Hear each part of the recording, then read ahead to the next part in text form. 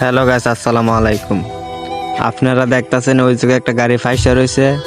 ওইটার মূল কারণ হচ্ছে বৃষ্টি আইছিল আর মাটিগুলো ছিল নতুন, ওই জন্য কাদামাটি হয়ে গাড়িটা ডাইবে ফসছে। তো গাড়ি ডাইবে ফসছে, গাড়ি তো তুলতে হবেই। তো বেকো আসেন, বেকোতে রাখাইতেছে কিন্তু গাড়ির কোনো উঠতেছে না, মানে আরো ডাব যাচ্ছে। উঠবো বলতে বেকোতে এক জায়গায় ডাকা দিলে মনে করেন বডির মাথা ডাকা দিলেও বডিটা মনে করেন একটা স্পট পড়বো, তাই এত দূরে ডাকা দিতেছেন।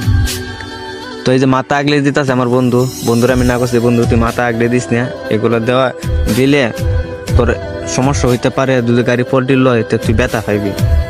বন্ধু বলছে না, আরে না, এটা সমস্যা নেই। দেখেন কি অবস্থা, মাথা আগলি দেয়। এরকমই মাথা আগলে দিলে সব ড্রাইভারের ব্যথা হইব। তো আমার বন্ধুরা আমি না করে দিছি, আজকের পর থেকে তুই মাথা আগলে দিস না। আর ড্রাইভার সকল ভাইদেরকে বলি, ভাই এরকম ভাবে কেউ মাথা আগলে দেওয়ার চেষ্টা করেন না, যে তাহলে আপনার একটা দুর্ঘটনা হইতে পারে। সবাই সুস্থ